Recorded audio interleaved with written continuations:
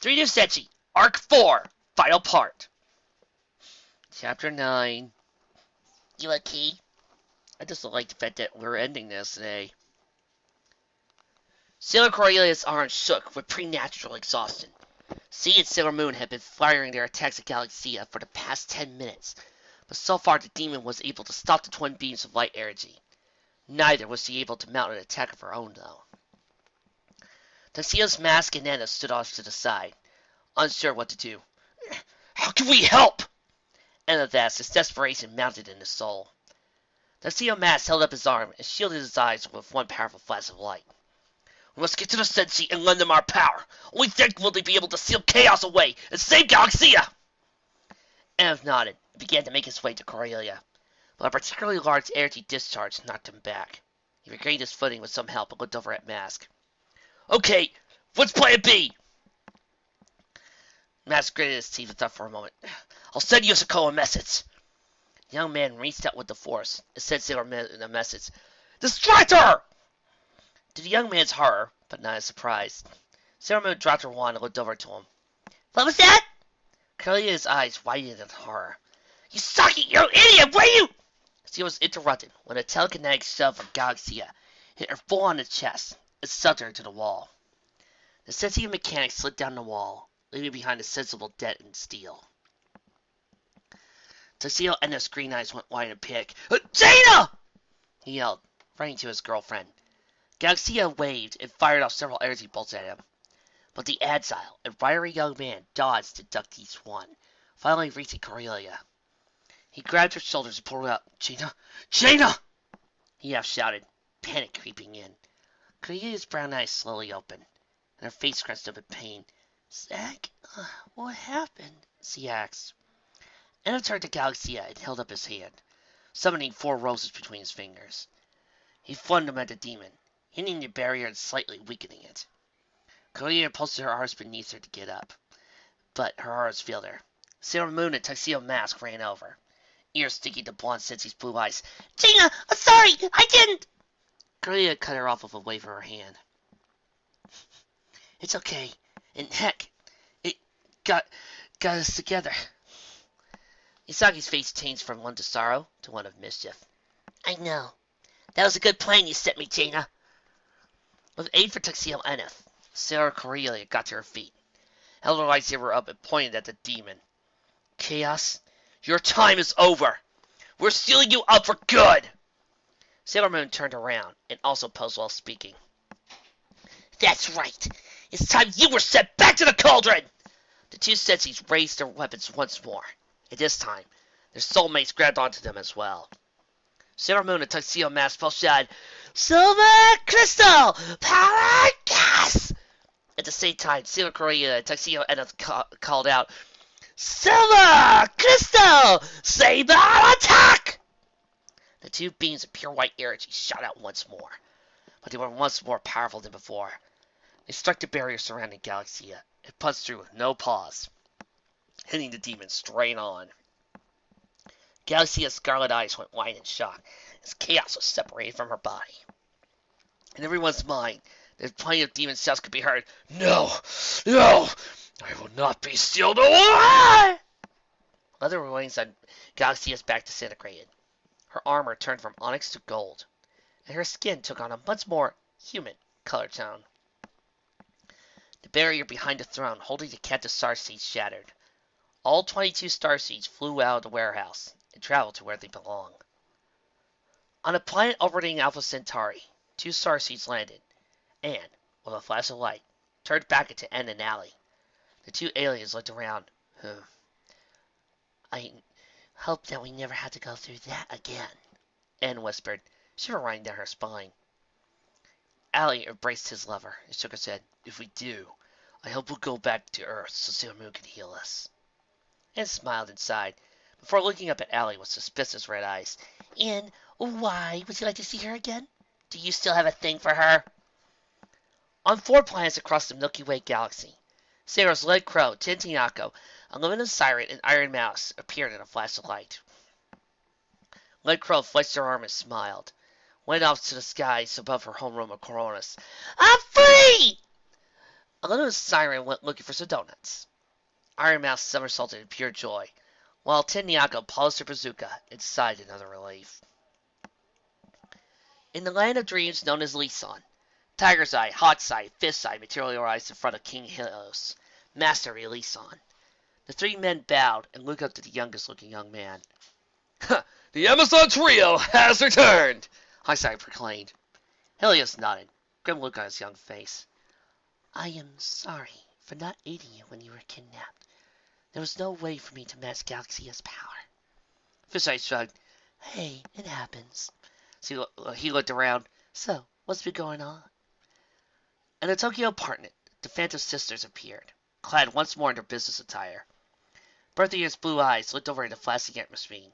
With a bit of interpretation, the genius hit the playback button. You have 216 new messages, the machine intoned.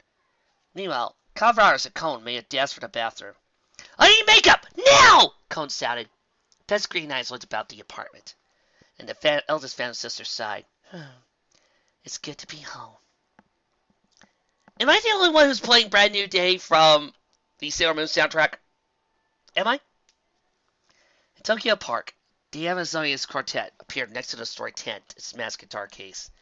Pal Pal's eyes looked at her destroyed home and pouted. It's all ruined! She whined, stomping the ground and gnashing her teeth. Sarah patted her on the shoulder and raised hers. Don't worry, we'll rebuild. Fast and Jun both nodded. The four sisters went back to work, rebuilding their home. 4 starseeds floated out of the warehouse and into the cratered field in front. Sarah's Colorson and Alderon approached the brightest starseed, disbelief on their faces. It can't be. Suddenly, all 4 starseeds glowed and expanded into humanoid shapes. The light from each one faded, revealing Luke, Tion, Haruka, and Michiru. The Jedi Master looked over to his wife and sister. Miss me, he half-joked. Tears streamed down both women's faces as they embraced him. Don't you ever do that again! Coruscant wailed, while Alderaan patted her brother on the back and choked down tears. Tassila, Alderaan, and Chewie ran over to their best friend. Luke, we're not glad to see you, Alderaan yelled. Chewie roared. As am I. By the mother of Force, you look great. Luke broke the embrace and walked into Alderaan. He looked at his brother-in-law and quit. Nice tux. Chewie let out a roar of laughter, while Alderaan wiped around a tear. Thanks, but I still don't look as good as you did. Sarah Saturn and Tuxedo Titan walked up to Haruka and Michiru, hand in hand. The diminutive sensei of death let go and then hugged her parents. I missed you. Haruka smiled, but a small tingling caused her to look up at the slightly smaller Sailor Saturn approach. She stopped and bowed. I am honored to meet you, grandparents. She straightened up and looked at Haruka and Michiru. Michiru's right eye twisted. How long were we captured for? She asked.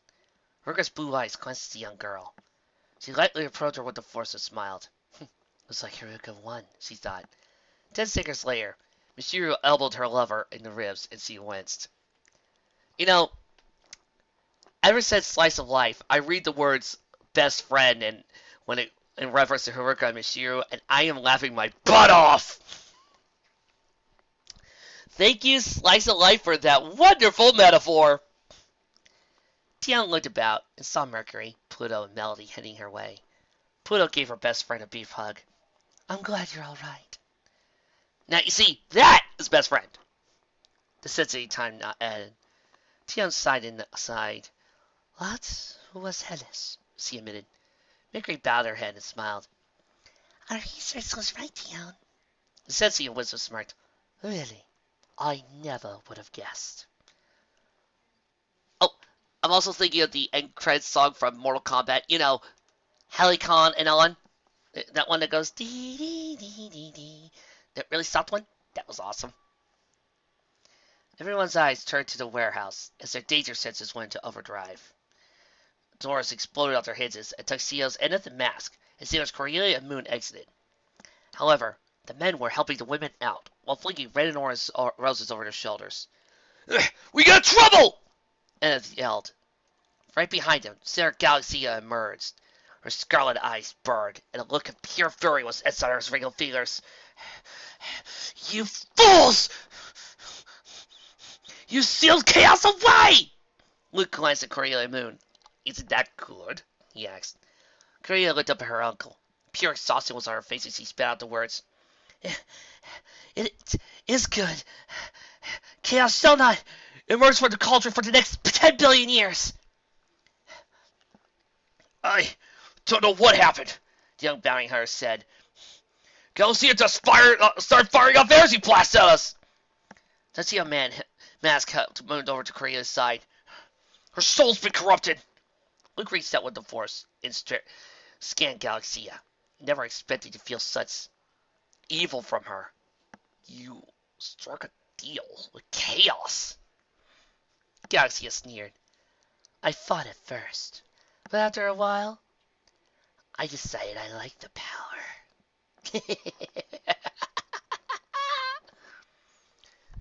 Galaxia, honey, never change. Oh, have you met my boyfriend, Dio? What? Hi there. Eep! The Jedi Master raised his hand and concentrated.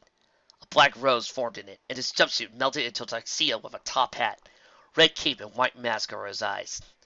Tion, Haruka, and Mishiru, meanwhile, raised their arms and concentrated, summoning their transformation wands. 3 cries went into the sky. Yavon Star Power, make up! Goodness, Crystal Power, make up! Neptune, Crystal Power, make up! All 3 women were enveloped by a flash of light, and when it faded, sailors Yavin, Uranus, and Neptune stood there. Galaxia held up her hands, and they glowed with unreleased power. I am going to roast your souls in hell, she shouted. Prepare for oblivion! In response, Mercury cupped her hands together and concentrated. A blue spear of energy formed in it, and she shouted, Sapone! Spray!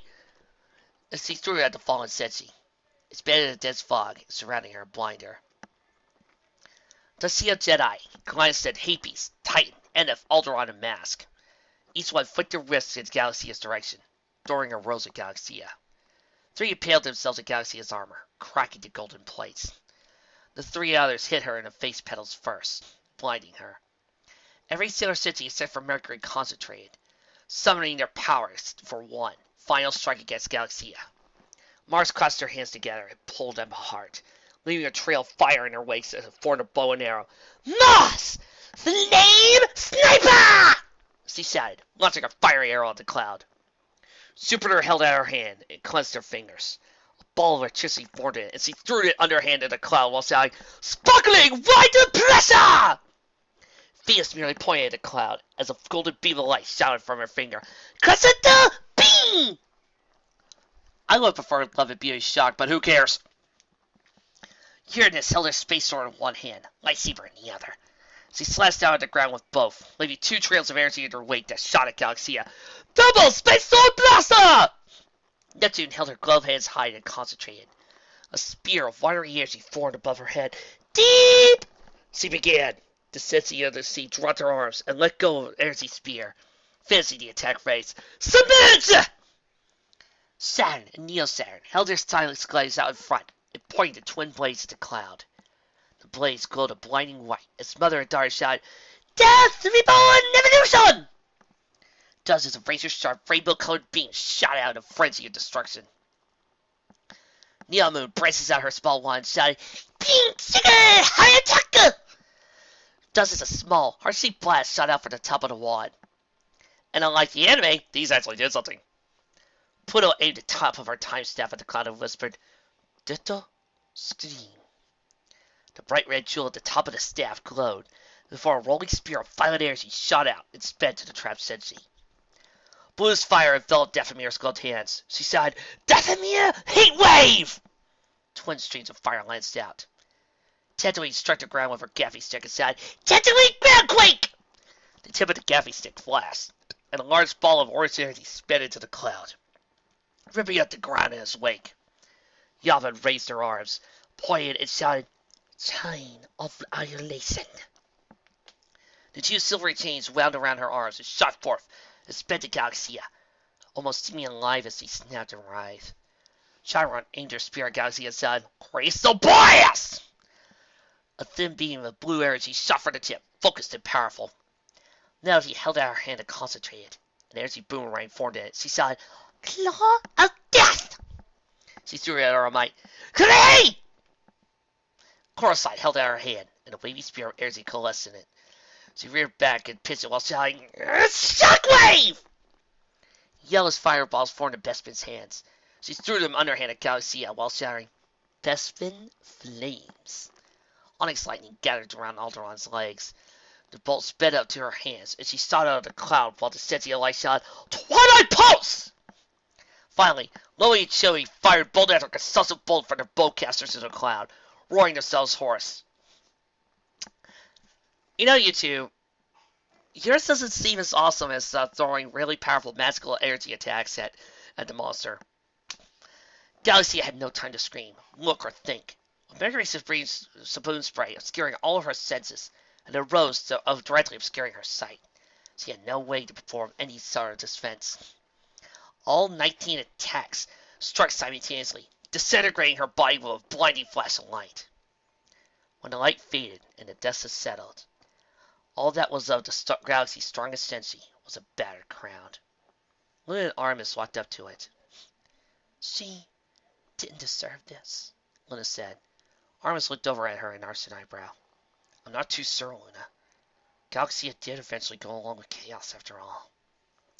Luna back to the sentient Jedi as he realized what they had done. A smile lit her feline features and she licked her paw. You did it! You pulled together and won! You know, I think this says something about why Galaxia is technically weaker than Usagi. Galaxia tried to take on chaos all alone, and she went mad. Usagi fights with others. She has friends that back her up and keep her going, to remind her of her own faults and failings. And, well, she hasn't gone insane. I guess this is why I love One Piece so much. Luffy may be a very powerful fighter, but as he said multiple times, much like Usagi, he's nothing without the others at his back. Without the others, he would have died a long time ago. So he walked over to the Tuxedo Jedi and bounded up into his shoulders, while Artemis walked over to Zero Venus. We better get out of here, Venus said. Authorities will be here any minute, and I've got my own problems with authorities. Ev scooped Corellia's arms. Go home. Then we'll meet in Ray's temple in 2 hours. With that, he leapt into the air and out of sight. Alderaan looked at their receding forms and placed his hands on his hips. Who said he could manhandle my daughter that way? But a silver light up. Stop it! He said, his voice rising. Soon Alderaan patted her husband on his arm and smirked. Han, it'll be all right. Zek's a good man. Her eyes suddenly narrowed. Tuxedo scooped his wife in his arms. We shall see you again. Adieu. With that, he jumped in the sky. Everyone soon followed their leads and dispersed, making their way to their homes. Haruka, Michiru, and Hotaru stood in front of the storied house, while Anakin, Tomo, and Hatari stood behind the pair, not sure what to say. The tomboyish woman clenched her fist in the air. Grrr! It'll take a month to fix this! She growled out. Michiru patted her on the shoulder. There. The house can't be fixed, she said, while her hands up to her face as if in prayer. Her sea blue eyes sparkled as she imagined the work. I can redecorate and buy all new furniture! Haruka rolled her eyes and turned away from the house, muttering all the while. While the two adults talked, the 4 teens walked around the devastated front yard. Tyree glanced at Anakin and Hotaru out of the corner of her eye. The two were holding hands and almost touching shoulders. She let out a rather loud sigh across her arms. Are you two finished? Hotaru's violet eyes turned to her friend. Sorry, she muttered, not quite sure what to say or do around Tyree. Tyree rolled her eyes. I was kidding. She walked over and tried to hit Hotaru on the top of her head, but the sense of death was too quick. She grabbed Tyree's arm and pulled her in for a noogie. Aye! She cried out, I'm getting a noogie! Anakin and Tomo both stifled a laugh. Kaisi, Tyree, and Hotaru turned their heads and glared at the two. The young man ran his finger under the collar and backed up for a few steps, before turning and running in front of the two. Get back here! Tyree shouted, shaking her fists. Ataru cupped her hands over her mouth and said, "We're going to get you." Tom looked with her violet eyes and shook her head. "They've never changed." She observed with a grin before blossom on her pale features. "I'm so glad." Luke, Mara, and Ray sat around a table in the living area of the temple. Luke read a data pad and conferred with Mara before turning to Ray. "I believe you have shown yourselves to be exemplary Jedi Knights. After one final test, there shall be a graduation ceremony for you 2 weeks before the wedding." Ray's midnight black eyes went wide. She straightened up and bowed her head at the Jedi Masters. "I shall be honored." Mara's eyes fell upon Ray. "You've gotten over your anger problems as well, Ray. Your mother is proud of you." Ray's mouth turned upwards in a wistful smile at her words. "I believe you're right, Mistress J." She looked down and checked her watch. "I better get the back courtyard ready for when everyone shows up." She rose to her feet, but was surprised when Mara also got to her feet. "We'll help you," she said. "I like that yard a lot." At that, Luke also sprang to his feet. "Oh, no, you don't." Mara looked over his shot. "What?" The Jedi Master cut her off with a wave of his hand. "You are in no condition to do anything, Mara." She began to protest, but Luke crossed his arms in front of his chest and shook his head. "I mean it," he said, a light scowl on his face. He helped Mara sit back down at the table before walking off with Ray. She scowled for a moment, but quickly turned one of thought. Might not be so bad, having farm boy wait on me hand and foot for 8.5 months. Jaina and Yasaki sat on the couch, both utterly exhausted. "I can't believe Galaxia was corrupted," Yasaki pouted. Jaina sighed. "I feel awful about you, but she couldn't be safe. We tried." Yasaki quickly cut her off. "No! There is no try!" She turned her head to the side and grimaced, taking a moment to compose herself. "Isn't that what you taught me?" The brown-haired woman nodded, albeit reluctantly. "Yeah, we wanted to save Galaxia. She simply didn't want to be saved." Second Mamoru sat at a table in the kitchen, the two men discussing their lives over cups of orange juice. "So, you lost your memory at age 6? Sex asked. Mamoru nodded and took a sip of juice. "Yeah, it was an auto accident that also killed my parents." Sek nodded his head, setting his ponytail swiftly about his shoulders. "My own parents were killed during a groundquake on my homeworld of Enith. I don't remember much about them." Mamoru mulled his words before he raised his glass in a toast. "To our parents, then. May they be one with the Force." Sek nodded and clinked his glass with Mamoru's before downing the rest of his juice. He set the glass down with a thud and stood up. "Let's go, ladies. Time's a-wasting." Isaki looked over her with big blue eyes. It was clever and spoke. "Oh, come on. Can't we have 5 more minutes?" Tina nodded and stifled a yawn. Yeah, I'm still tired." Seki changed and glanced at Mamoru. "Do you have to go through this every day?" The guardian of Earth hung his head. "You have no idea," he meekly said. 2 hours later. Everyone gathered at Ray's temple. After a few minutes of idle chit-chat, Luke stepped out into the middle of the group, and everyone quieted down. His wide eyes scanned the crowd as he spoke. "I must say, first off, how proud I am of all of you. Chaos shall not be free for another 10 billion years. And when it does manage to free itself, we shall be ready." He cleared his throat before continuing. "In 2 weeks, we'll be leaving for Yavin 4. We'll have a graduation ceremony for you, followed by Jason and Tanaka's wedding. Is there anything that must be attended to?" Haruka raised her arm. "We'll have to get a construction company over to our house before we leave. That way, we'll have the house ready for when we get back." Minako raised her hand and cleared her throat, gaining everyone's attention. "Ahem. I'll have to tell my manager that after this brief tour, I'll be unavailable for a bit." Her bright blue eyes suddenly brightened, and she spoke up. "Oh, you'll have to attend my farewell concert before we leave." Leia turned to Han. "Han, make a note of that." Han rolled his eyes and sighed. "Yes, dear." Hotaru stepped forward. The young woman stood in for a bit for speaking. "I have something I'd like to announce." Everyone turned to her. She felt herself blessed. After this year, I'll only have one more year of high school. When I graduate, I'm going to the reality with the New Republic. Shock played over her on Monsieur's face. Are you sure? The teen nodded. I want to be with Anakin, she said, glancing at him. Anakin's blue eyes flashed with support, and he smiled. Thank you, he said, reaching out to take her hand in his. Hotaru looked down and mumbled incoherently, face glowing. Sasuna looked over at TV user Tion. Shouldn't you two be going? You know the rules of time travel. Yeah, the doctor's right now looking at you girls and frowning. Chibi Yusa shook her head. No! She stuck her head out of her pocket and pulled out an old holograph. She held it up to the light and it glowed.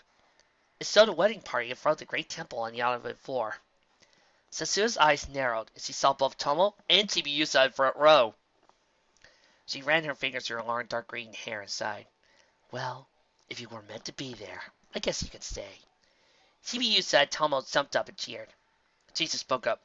Well, what are we waiting for? Luke glanced back at his nephew and grinned. Nothing, Jason. He motioned to the door with a serving egg right hand. You have much to prepare for. His eyes went glassy as a fidget assaulted him. Jaina stood at a balcony overlooking a courtyard with Sek by her side. Both were dressed in formal air. The scene expanded to that of a planet that shouldn't be there. The fidget shrank again. But instead of focusing on Jaina and Zek again, he saw Mamoru and Usagi. He was struck by how youthful they looked, and how mature both couples carried themselves. He then saw Sailor Jetsi and Jedi Knights fighting side by side against some unknown enemy. Some of them were familiar to him, others not. Luke felt his shoulder being shook, and he blinked his eyes twice, finally coming out of his daze. He looked over his shoulder and saw Leia over there. Are you all right? Luke breathed and groaned. How did the old Jedi Masters go about sun-destroying visions? Tokyo Stadium was jam-packed for the final concert of Aino Minako's tour. 2 whole skyboxes had to be served to fit everyone in. Leia and Han got together and looked down. We haven't done this in quite a bit, he whispered, wrapping his arm around her. Leia snuggled in close and took a handful of popcorn. We should do this more often, she said, taking a mouthful of pop kernels. Her brown eyes crossed as she tasted. Oh, this is so good! On stage, Minako's band did some final tuning before the first song. Anakin pointed to the middle of the stage as the trapdoor opened and a platform raised. Here she comes! 29 pairs of eyes simultaneously rolled to the back of their heads when they saw her stage costume. Minako wore a silvery sailor fuku with a bright orange bow in front and an equally bright orange miniskirt. She even held a microphone that was shaped rather like her transformation wand. I love Sailor Moon, the Sailor Moon musicals. They're some of my favorite Sailor Moon material. That and the anime and manga. Orange sandals and ample-length gloves completed the ensemble. She waved to the crowd and spoke into the microphone. I don't know about you guys, but for some odd reason, C'est la vie started playing in my head. Thank you! Thank you all! This is my final concert of my Warrior of Love tour, but I'll be back with a new album in a month. The crowd roared his approval, and Minako lanced into her #1 hit, Moonlight Destiny. Moonlight Destiny. Okay, everybody, sing with me if you know the words. I'll start the music. Donna, Donna, Donna, Donna. I am sorry I am not candid. I can say it in my dreams. My thoughts are about to short circuit. I want to see you right now. I am just about to cry moonlight. I can't call you either in this moonlight. I have but a simple heart, so what can I do? My heart is a kaleidoscope with the light of the moon to guide us. We are brought together again and again. Ba-dum, da-dum, da-dum, da-dum. Counting the twinklings of the constellations is how I foretell love's whereabouts. We are all born on the same planet, a miracle romance. I believe in it, a miracle romance. Next he sings C'est la vie. Mara stifled a chuckle. She's an awesome singer, but this isn't really my type of music. She turned to Luke and froze. Her jaw dropped as she saw him swaying to the music. Swaying! She elbowed in her ribs. Hey, he said. I was listening to that. Mara slumped in her chair and sighed. It was going to be a long, and I do mean long, night. Final episode. Epilogue. Do we have to read this? Do we really have to say goodbye? All of us? Yeah, girls. This is it. This is goodbye. This is the last chapter, so we have to. I'm going to miss them. Me too. Epilogue. The Millennium Falcon and Jade Saber touched down onto Yavin 4 the next day. Jedi Masters Kemp Solsar, Kip Duron watched from the front steps. Then, as the two main ramps opened, disgorging everyone, Luke, Tion, and Mara walked up to the Jedi Masters. It is good to see you again, Luke said boyishly. Tion and Cam embraced a kiss. I missed ya, he said, whispering in her ear. Tion pulled back and flashed him a smile. I missed you, too. Kip rolled his bright green eyes and turned back to Luke. So, does your mission succeed? Luke nodded. Yes. We must get ready. There will be a final test, followed by a graduation ceremony in 2 weeks, and then followed by Jason and Tanaka's wedding. At that, Kip's grin stretched even wider. Hey, that's great! It's about time, those two! His voice trailed off at Luke's first statement sunk in. Wait, we had final test and graduation ceremony? His head tilted down in thought for a moment. Didn't we have one about 2 weeks before you left, right? Luke nodded, and Kip continued. So, who's graduating? Kyle Katarn, of course, is right now busy partying. Mara pointed to the wandering senshi. We picked some up from Earth.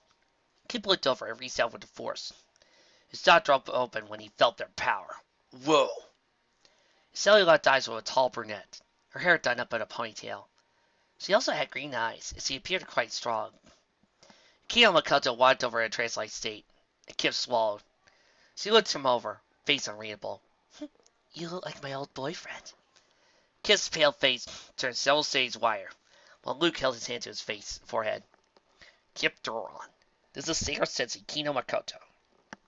Kino Makoto, Jedi Master Kip Duron, he said, a sneaky grin forming on his face. We'll leave you two to get acquainted, he said, pulling Mara away. Cam and Tion also left, leaving a very nervous Kip alone with a love-struck Makoto. Monsieur walked up to second Loey. She handed the young bounty hunter his lightsaber and said, I fine-tuned the crystals so the blade won't switch to red on occasion. Sick bowed his head to her. Thanks, Monsieur. She then turned to Loey and handed him a basket full of colorful bottles. Loey, these conditioners and shampoos will help maintenance your fur. Loey's brown eyes looked over her in confusion, and MTD spoke up. Oh, Master Lobaka thanks you, I think. Jason and Tanaka made their way to the temple steps. We better contact Happies and tell them, Jason thought out loud. Tanaka nodded. That is a fact. I know Mother and Father have been looking forward to this, but Grandmother will be quite mad. A slight smile crossed her face. Well, I hope Grandmother will be mad. They entered the great temple and crossed over the foyer to a turbulent shaft. They entered and traveled to the very bottom floor. After a minute, the door slid open once more, and they walked to the main communications console.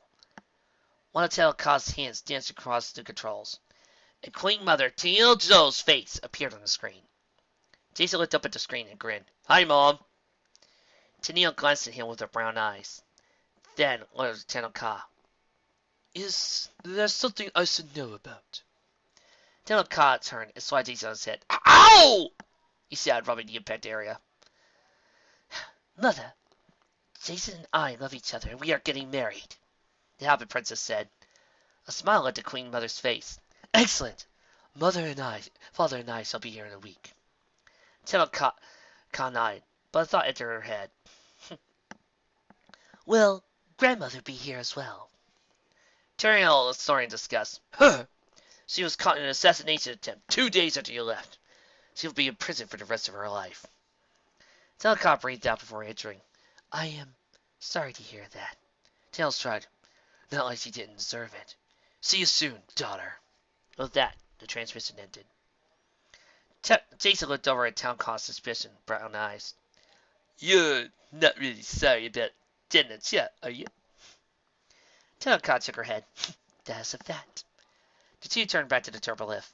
Come, there's much to prepare, and little time. Jason nodded and lit up the room with his grin. Well, what are we waiting for? The great temple buzzed with activity. Chiba Usagi, Chiba Mamoru, Hino Rei, Kino Makoto, Ano Minako, Tenno Haruka, Kaioru Mishiru prepared for their ascension to Jedi Knight after taking their final tests. At noon, the seven sat up in the front row of the Grand Audience Chamber. Several Jedi Masters, including Setsuna, Mara, Tion, Kip, and Kam, stood on the main stage, while the rest of the chamber filled up with the other Jedi Knights, trainees, and other people. After a few minutes, a chime sounded from the loudspeakers embedded in the walls. All the spectators quieted down, while Luke Skywalker stepped forward and stood in front of the podium. 7 lightsabers were on a table to his right. It resembled diplomas about to be handed out. The Jedi Master cleared his throat and drew upon the Force, enabling him to project his voice to the farthest corners of the room. For over 1,000 generations, the Jedi Order has guarded the galaxy against the forces of evil. Now, another galaxy, another reality has our light. Mostly to the front row. When I call your name, step forth and be recognized by your new title. Chiba Mamoru, step forth and be recognized as a Jedi Knight. Young man, soulmate of Usagi, rose from his seat and walked to the stairs leading up to the podium. He ascended, and Luke handed him his lightsaber. Your heart is pure, and your love is strong. Luke said. Mamoru was mumbling, taken aback by Luke's words, but soon nodded and stepped off the stage. Chiba Usagi, step forth and be recognized as Jedi Knight. The senshi with the pure soul jumped up and said, All right! She ran up the stairs, but tripped on her rose and nearly fell on her face before regaining her balance. She stepped back tears and resumed walking up the stairs. Luke handed her a lightsaber. You are full of energy, but try to keep your balance. He winked at her, causing her to smile and nod. Hino Rei, step forth and be recognized as Jedi Knight. Namiko got up and almost floated up the stairs. She walked up to Luke. Your anger was once a bull, threatening to smash your life. Now it has been reined in and its energy harnessed. Your mother is proud of you. Rey took her lightsaber and looked up at him. Tears fell from her black eyes as she whispered, Thank you, Master Skywalker. Kino Makoto, step forth and be recognized as Jedi Knight. The leather brunette walked to the stage and ascended the podium. Luke handed her a double-bladed lightsaber and said, May the Force have mercy on the next Darksider you face. And I think Kip Durham likes you. Tears and laughter swept up the audience, and Kip's face turned bright red as Makoto took her lightsaber and walked down. Aino Minako, step forth and be recognized as Jedi Knight. The blonde woman walked up to the stairs and leapt, landing on the main stage with grace and a bow. As he walked up to Luke, who spoke, Your voice and soul are both pure and strong. She took her lightsaber, but Luke sent her a message through the Force. Can you get me some of your CDs? Minako's eyebrows arched in surprise at her request, but she smiled and winked down. I'll see what I can do. Tenno Haruka, step forth and be recognized as a Jedi Knight. The tall Amazon walked over to the stairs and ascended to the main stage, stopping in front of Luke. It's gratifying to see you up here. Your arrogance is gone, he said. She took her lightsaber and nodded to him, her head level. Kaioru Mishiru, step forth and be recognized as Jedi Knight. Rachel said she took up on the scene and walked up to the stairs and glanced at the podium. Luke handed her a lightsaber. It's also nice to see you up here, he dryly said.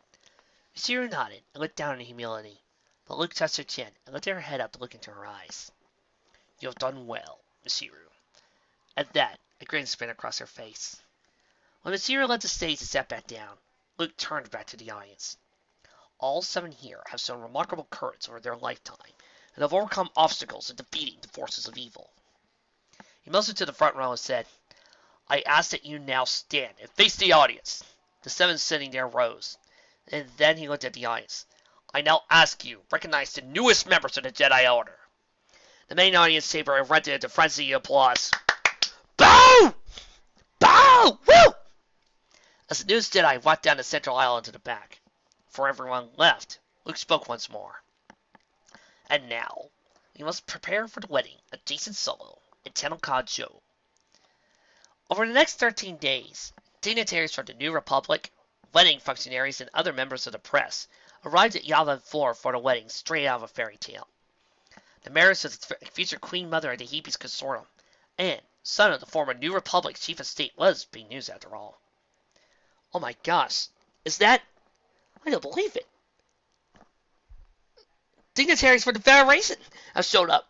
Like, there's Captain Picard, Admiral Stanway, and Mr. McAwesome himself, Ben Sisko.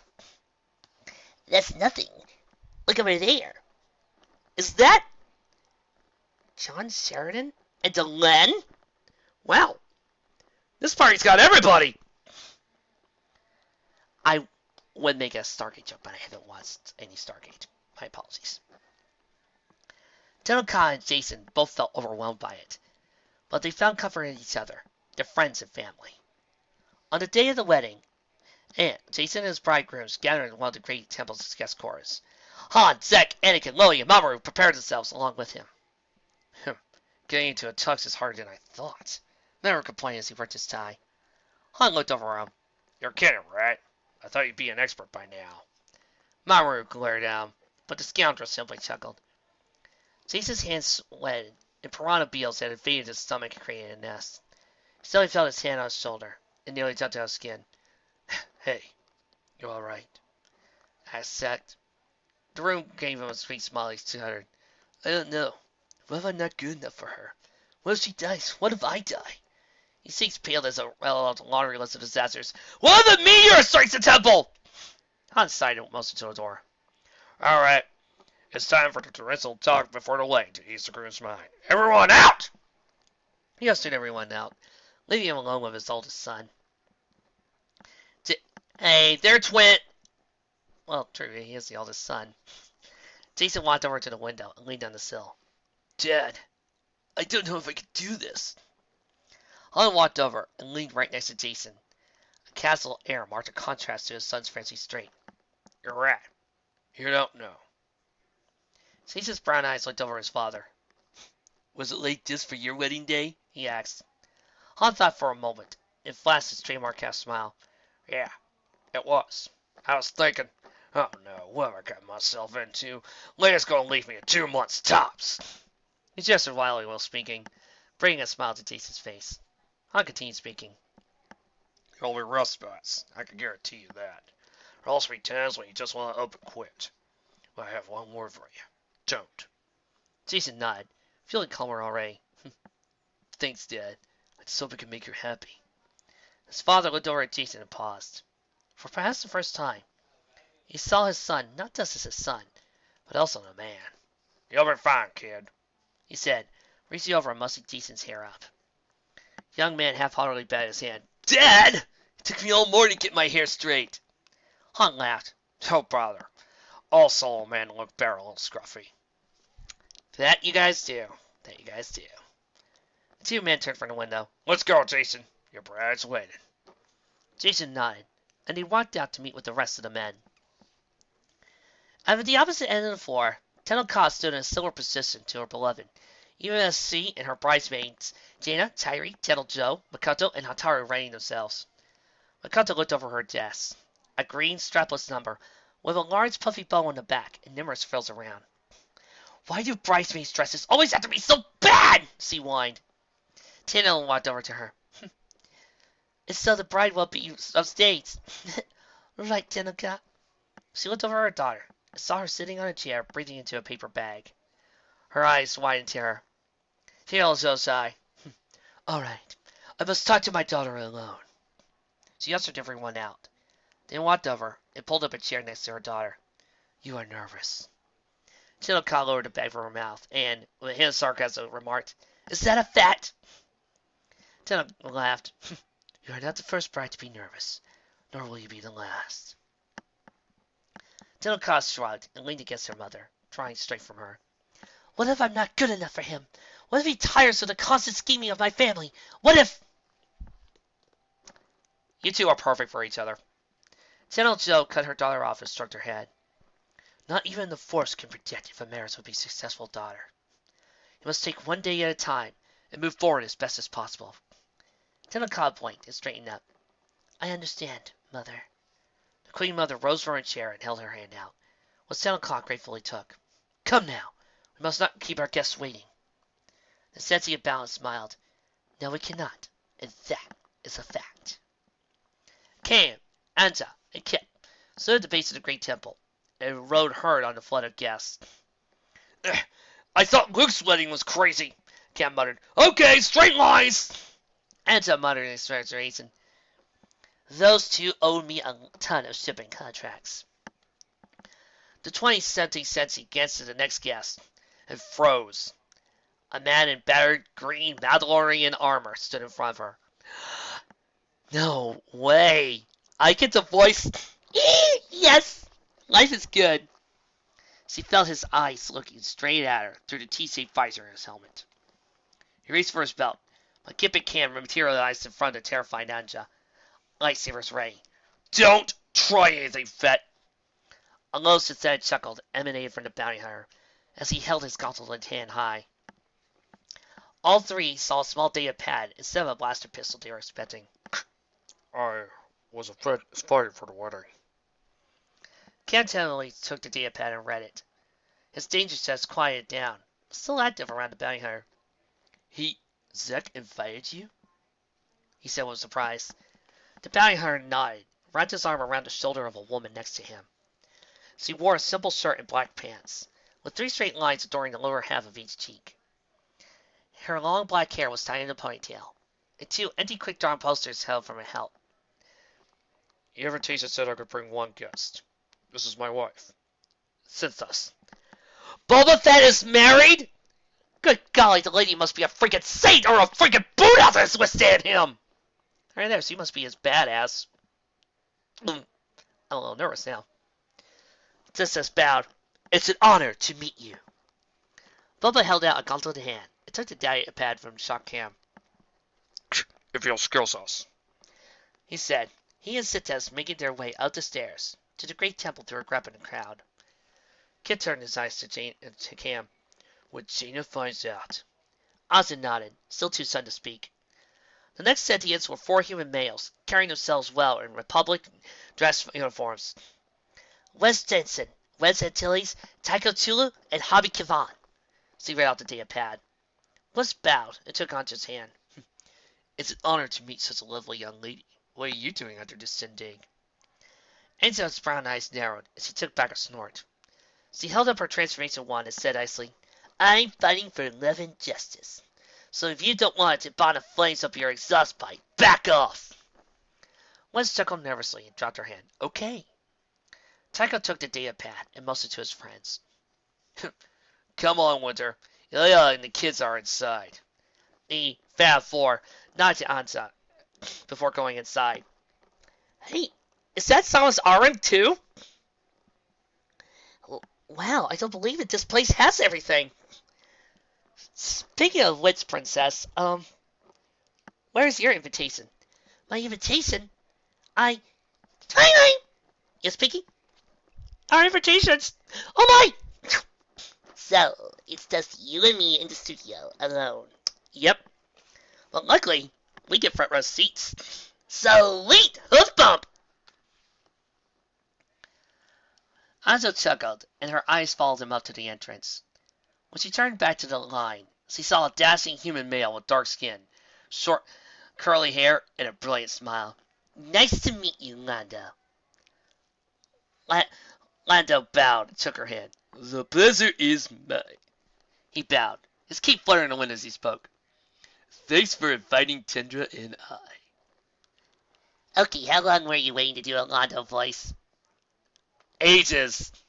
No, I'm doing Lando. Lando Calrissian. You're right, but I think I see Lando Lamorlari in the group. Really? Oh my gosh, I do see Londo. It's a car! Oh, the banquet's gonna be a rumble. Wait, are we talking pre-season for Jakar and Londo, or are we talking afterwards? Um, Londo looks to be on good terms with Sheridan, so I'm gonna say preseason 5. Anza smiled and shrugged silently. It's good to have. He turned to mostly to his wife, the short and beautiful Tendra resilient Calrissian. I swear, these guys are getting wives and it's so awesome. She bowed and said, Thanks for the invite, Anja. How are things with your new ship? Anja smiled and shrugged nonchalantly. It's good having a new ship, but I still miss a second chance. I've got Hapan contracts coming out of my ears. Lando chuckled, but his mood turned slightly more serious. If you ever need more work, just ask. Anja nodded, guaranteed to her mentor. I will. Thanks, Lando. The suave and sophisticated businessman nodded.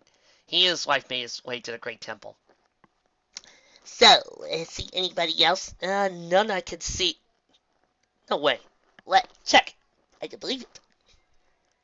Shepard from Mass Effect? How did she get here? I don't know, but man, she is looking good. The guests away in the grand audience chamber for the bride. Jason and his best men stood on the stage, along with Telka's bridesmaids. Tian stood in the middle of the stage, resplendent in long white robes. After a few minutes, the crowd quieted down, and the wedding march started up. Everyone looked to the entrance as Telka walked through the doors. Jason's breath caught in his throat as he saw her. She wore a white gown and veil over her gray eyes. Silk gloves covered her hands as she clutched a bouquet of Hapan night lilies and was escorted by Prince Isildur. He looked quite dashing in a white suit. Blonde hair was tied in a ponytail and hung straight down his spine. A smile was plastered on the prince's face as he watched the star up the steps to the main stage. In the audience, Mara borrowed a handkerchief from Minako. She blew her nose and handed it back to her idol. I'm sorry, she sniffed, her eyes red. Why does this do this to me? Minako rolled her blue eyes and held the wet hanky by her thumb and index finger, wondering how she was going to get rid of it, and, with a glance at Mara's slightly bulging belly, knew it wasn't just the wedding affecting her. Yusaki looked up at the two and sighed. To her, this was a wedding moment of perfection. On the stage, Jason looked at Tanaka and swallowed, trying to get the moisture back into his mouth. So enraptured was he, and he almost finished out Tion's speech. And they have written their own vows, Jason. He looked at her and started, Ah! Tion's silver eyes flashed at me and said, Are you all right, Jason? She asked. Jason nodded and looked at Tanaka. He summoned the force, but also felt support for Tanaka through their bond. He smiled and began speaking from the heart. When I first met you, Tanaka, I was a simple kid who liked goofing off and collecting animals. You shook my little world up. You're still doing it. You saved my life more times than I can count, and I can't imagine going through life without you. Heck, I don't want to. He looked down a moment before taking one of her hands. I guess what I'm trying to say is, I love you. Tian turned to Tanaka, and the warrior queen wiped her brow with her free hand before speaking. When I met you, Jason, humor was an alien concept.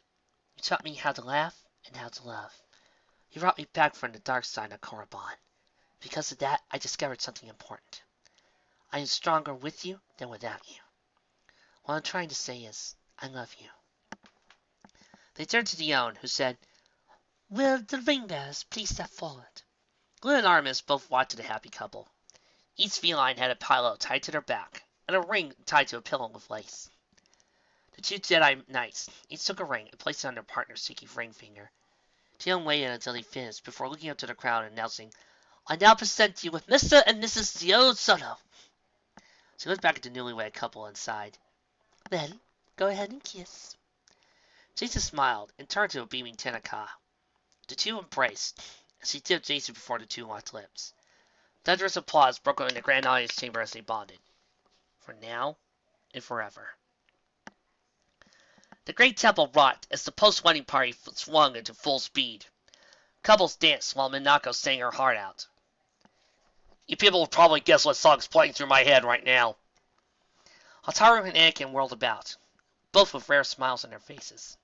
Hotaru had changed out of her bridesmaid's dress into something a bit more comfortable, while Anakin's necktie was on the table. "This is great," Hotaru cried out. Anakin laughed and brought her closer. "I haven't had this much fun in ages," he said. The black-haired beauty smiled. "I can't wait for high school to be over so I can move here." Anakin nodded solemnly. "I'll wait for you, always." Hotaru's violet eyes shone. "You better," she teased before becoming serious. "You know I love you." Anakin's blue eyes blazed as he responded. "I love you too." Jaina and Zack sat at one of the tables, the bowing hunter with a wounded look on his face. "But, Jaina," he began to say, only to be cut off by a glare from Jaina. The sensitive mechanics turned from him and crossed their arms in anger. "Don't say a word, Zack!" She motioned to Boba Fett and Sentis as they stood with Leia and Han. "How could you invite him?" Zack shrugged and began to speak, but Jaina cut him off again. "I told you I don't want to hear it!" She sighed and looked again. "I bet Dad's really nervous. And Mom—" She suddenly reached out with a force, and was thoroughly shocked by what she sensed. Rather, what she didn't sense. "What the criff?" Han took a sip of ale and nodded. Those stocks work out for you? Bubba showed him the data pad. They tripled in value the next day. I sold them off 2 weeks later and fought nearly 5 criffin times their natural value. Princess chuckled and patted her husband's shoulder. "I thought Bubba was crazy for investing in the stock market, but I was wrong." She shrugged, then leaned in close. Leia, could I talk to you for a moment?" The Princess of Alderaan picked up on Sentis' worry. She led Sentis to a scheduled part of the party. "I think our daughter's force sensitive," Sentis said. Little Bubba girl's got a gun. Boom! My favorite part of my day is when Daddy blows credit up." Leia's brown eyes went wide. "Does Bubba know?" Griffin nodded. "Yes, and he's all right with it. But he's still wary of Jedi due to the fact that one of the old Jedi Masters kind of decapitated his father in front of him on Geonosis." "Yeah, we know. Leia glanced at a previously unrevealed aspect of her husband's former nemesis. "Oh, well, Luke doesn't run that sort of academy here." So a sigh of relief came from Sentis. "Good." Kip and Makoto sat, talked and ate at a table close to Jaina and Zack. Jedi Master almost literally shoveled food in his mouth. "This is so boring!" he cried between swallows. Makoto's green eyes shone. "You like it, Kip?" He swallowed and drained a glass of water. This is perfect. He looked at her and suppressed a shudder. You sure you can't stay longer? She patted her eyelashes at him. "Maybe you should consider our move to Tokyo, Kip." Kip mulled over a proposal of eating some more. "Well, if our two realities are connected by some hyperspace gateway, I can't see no harm in it." She blushed, and Kip found himself falling for her in the worst and best way. He looked out at the dance floor. Minako sang the torch ballad. The happy couple danced by themselves in the middle, a big spotlight shining over them. "I hope to be as happy as those two someday." Makoto looked over and sighed. "Yeah." Her gaze drifted to Kip, who looked over. They locked eyes for a moment before turning away, their cheeks flushing scarlet.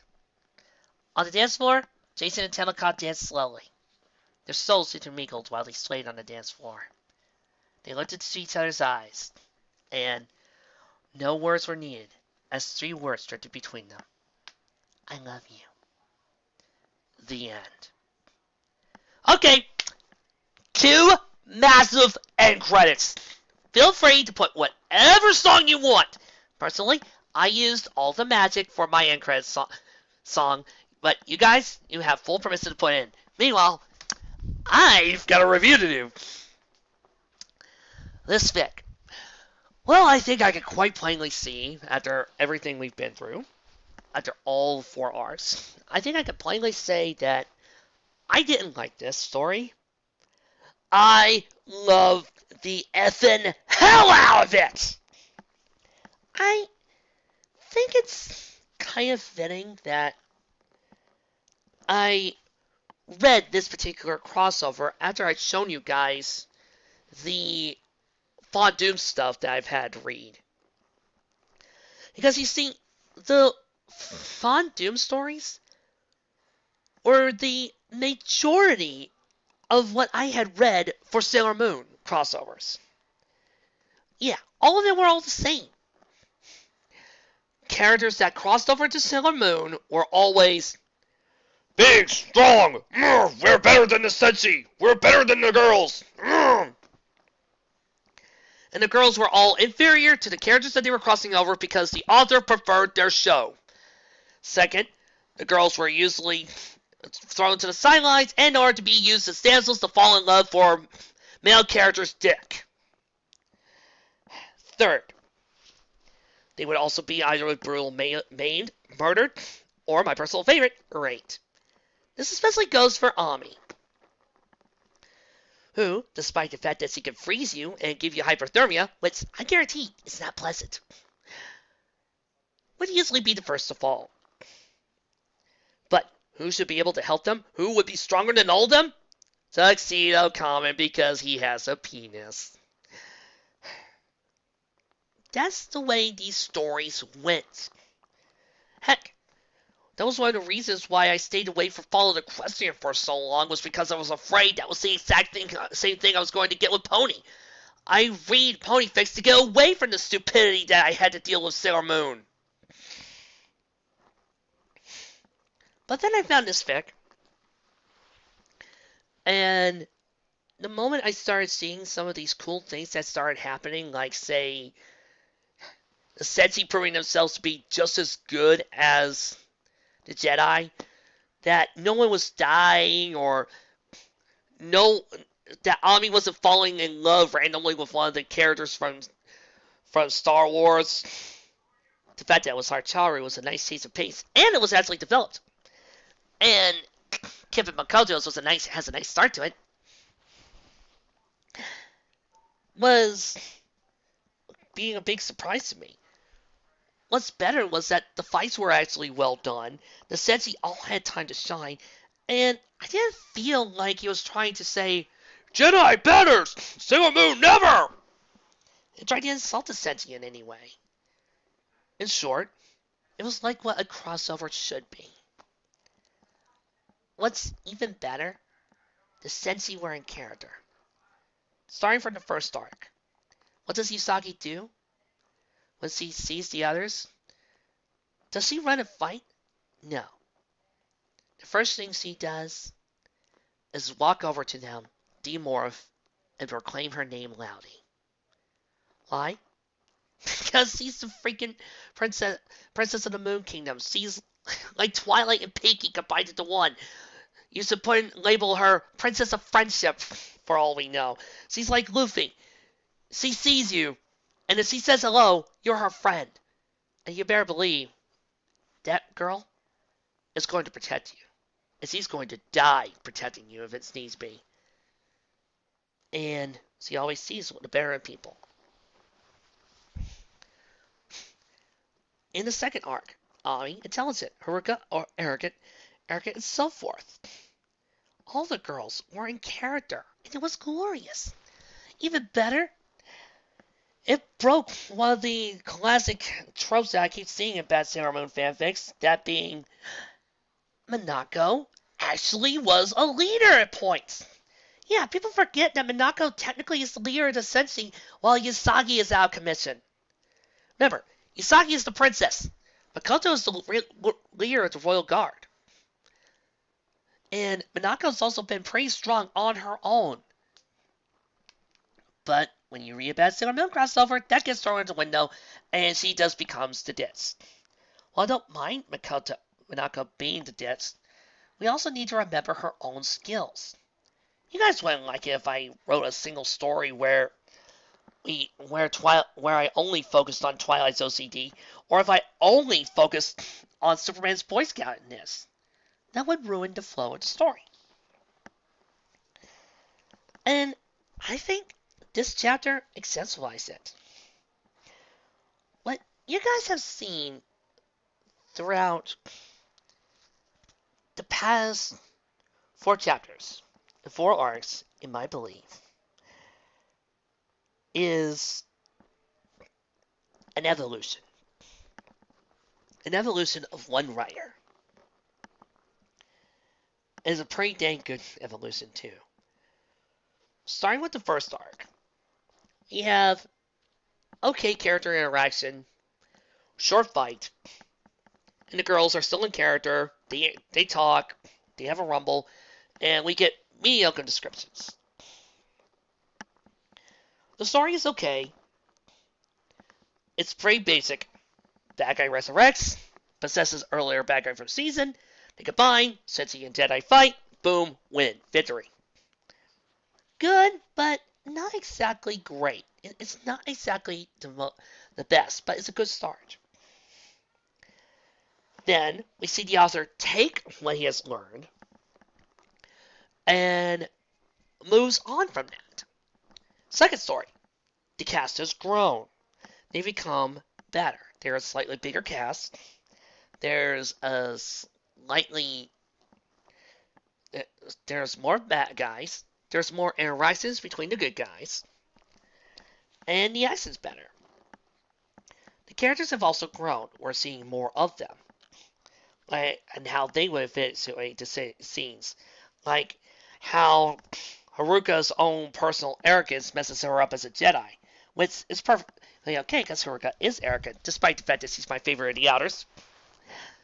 We see Hotaru start developing a romance with Anakin. This is slowly built up on, but lightly touched, but doesn't intrude on the story. Also, we are given some great character moments, and Tenoka goes through her own arc.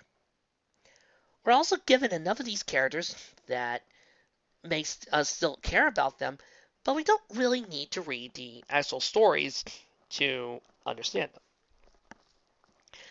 3. We take what we've learned from. He's taken what he's learned from parts 1 and 2 and expands upon it heavily. Better villains, wide spanning a story arc, a greater story that actually moves at a really good pace, brilliant character interactions, new characters that are introduced that are also very well developed and very excellent to see, and great action that actually feels like a combination of a Sailor Moon and Jedi story. Finally, we get to this chapter where he takes everything that has worked for parts 1, 2, and 3 and merges it into a beautiful, glorious whole. But if he had only stopped there, I don't think it would be nearly as good as it was then. Oh, no. After taking what he has learned, not only does he expand upon it, he expands upon it greatly by taking all of that.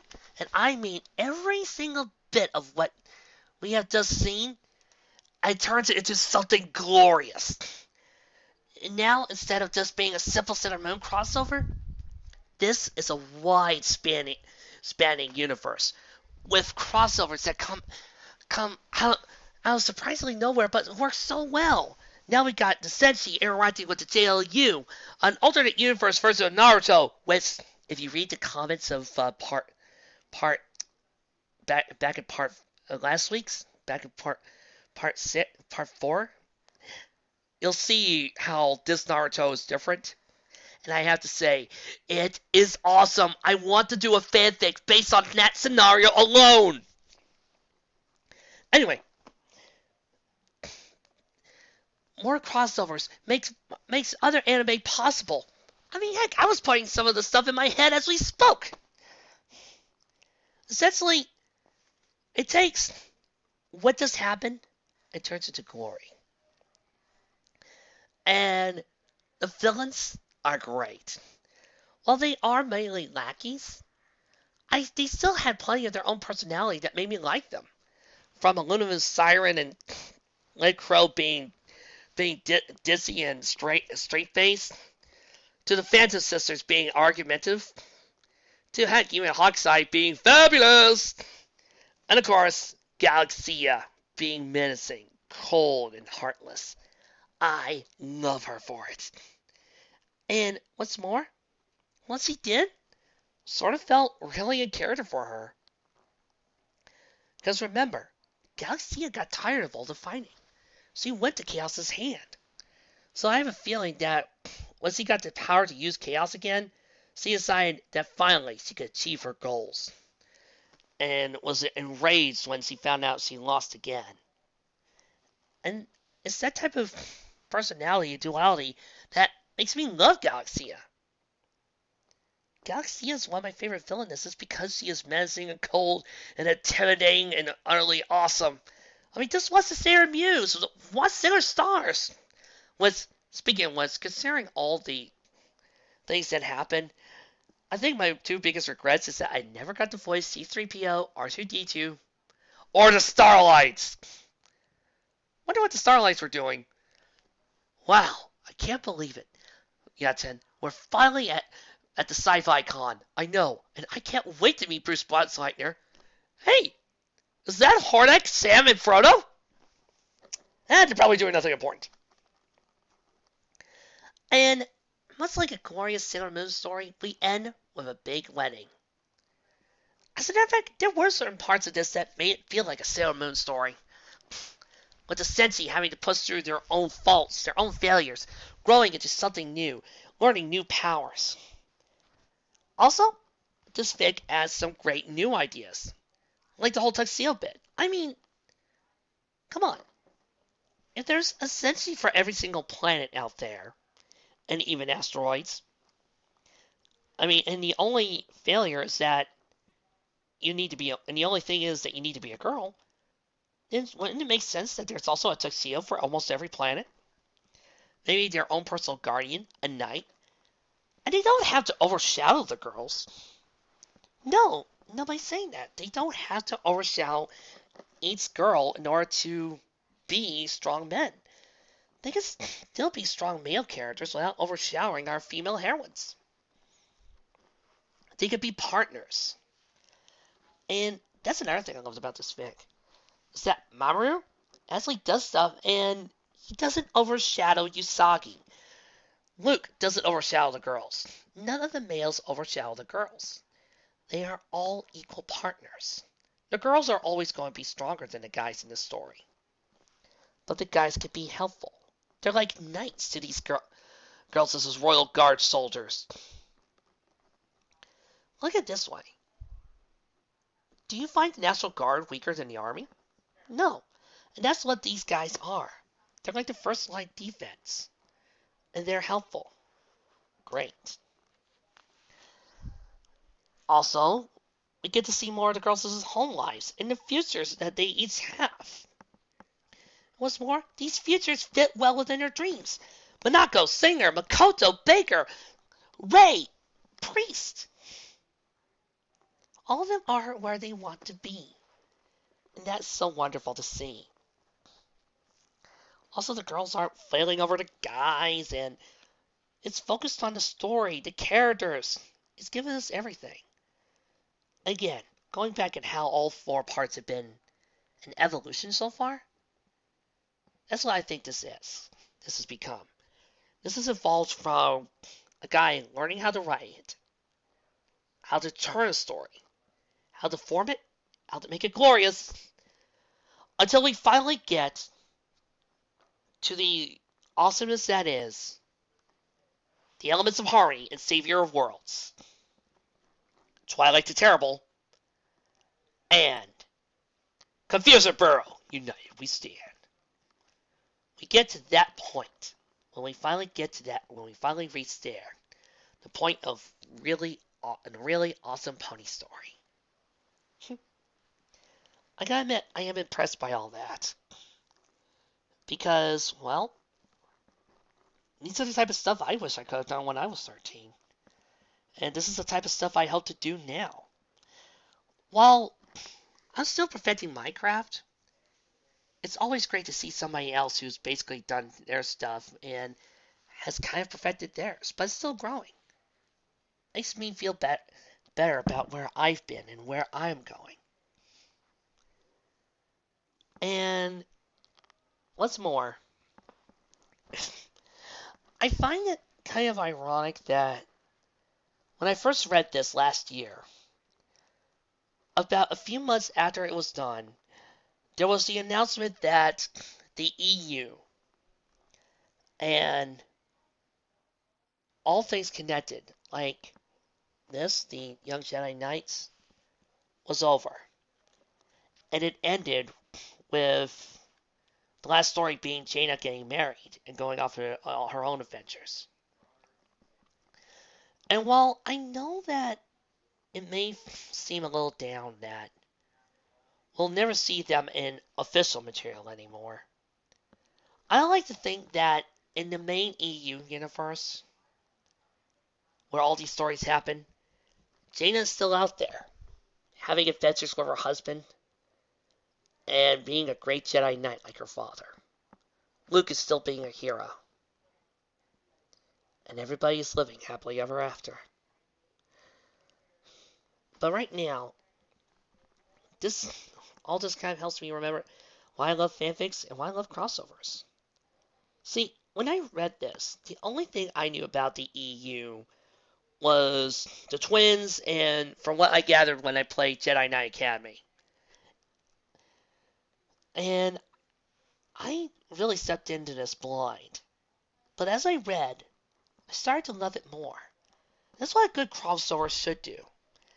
Instead of spend hours upon hours expositing to you who these characters are, it should give you just enough of each of these characters that when you read the story, if you're reading it for Sailor Moon or if you're reading it for the Jedi Knights, that you become fascinated by the show that's crossing over if you don't know about it.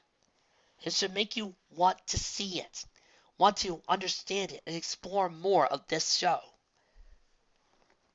That's what happened with the EU.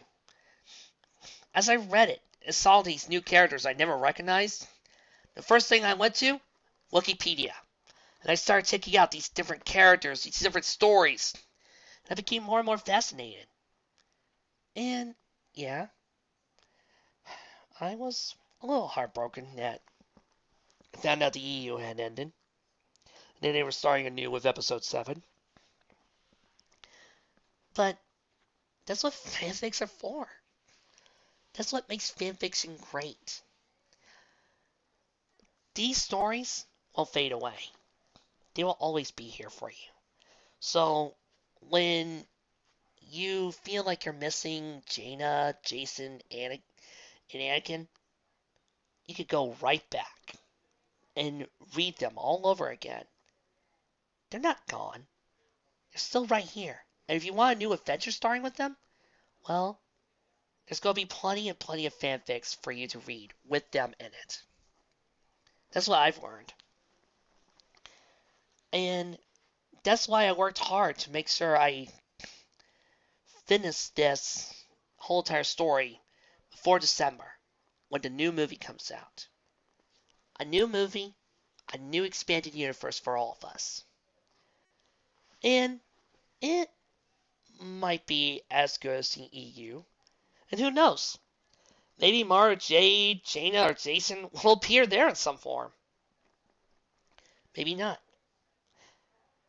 But maybe we'll see new characters that we'll love almost as much. Maybe we won't love them in the same way. But we'll love them in such a manner that we'll feel connected to them in this new world that we have found. And if not, we can always go back to a fanfic and read about another long time ago and another galaxy far, far away. So, for all of you fans who have joined me for this long and great journey, sit back. When you go to that theater this December, you have your toy lightsaber with you, or wearing your Jedi shirt, or just talking with a bunch of friends. Remember that even though they're not there, the adventures of the young Jedi Knights are going to continue in your heart and in a story and fanfics far, far away. All you have to do is just go out and find them. That was one down, several more to go. I'll see you all next time. Ba-dum! Ba-da-da-da-da-da-da-da-da-da-da. May the force be with you all.